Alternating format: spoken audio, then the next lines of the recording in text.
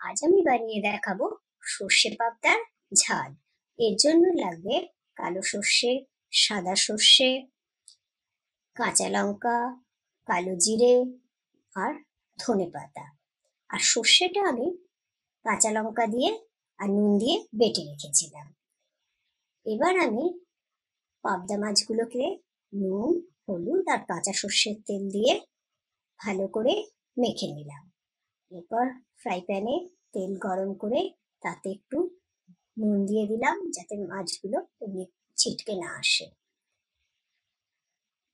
মাছগুলো আমি হালকা করে ভেজে নেব যাতে মাছের টেস্টটা ভালো থাকে। বেশি কড়া করে ভাজলে পাবদা মাছ ভালো লাগে না। এই সময় আপনারা বলুন, আপনারা কে কোথা থেকে আমার ভিডিওটা দেখছেন। আপনাদের আমার ভিডিওটা ভালো লাগলে লাইক করবেন, কমেন্ট করবেন, সাবস্ক্রাইব করবেন। আমি সেকেন্ড ব্যাচে আর একবার মাছগুলো ভেজে নিলাম।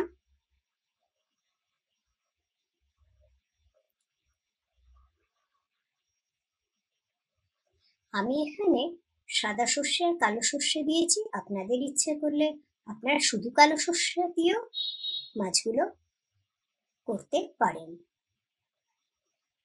এবার আমি তেলে দিয়ে দিলাম কালো জিরে, কাঁচা লঙ্কা ফোড়ন। এবার দিয়ে দিলাম একটু জল। জলটা দিয়ে আমি হলুদ আর কাশ্মীরি লঙ্কার গুঁড়ো দিয়ে দিলাম। কাশ্মীরি লঙ্কার গুঁড়োটা দিলাম একটু রঙের জন্য। ভালো করে জলটা ফুটে উঠলে আমি মাছগুলো ছেড়ে দিলাম। মাছটা দিয়ে 5 মিনিটের মতো রেখে আমি সর্ষে বাটা দিয়ে দিলাম এবং 3-4 মিনিট নাড়াচাড়া করে হালকা হাতে আমি ওপরে ধনেপাতা ছড়িয়ে নামিয়ে নিলাম। রেডি হয়ে গেল আমাদের টেস্টি সর্ষে পাবদার ঝাল। গরম গরম ভাতের সঙ্গে এই সর্ষে পাবদার ঝাল অপূর্ব লাগে। আপনারা চাইলে ওপরে একটু কাঁচা সর্ষের তেল দিতে পারেন, আমি যদিও দিলাম না।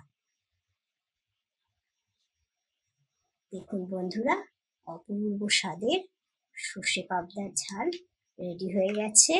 আপনারা এটা বানাবেন আর জানাবেন কেমন লাগলো। ভিডিওটা দেখার জন্য ধন্যবাদ।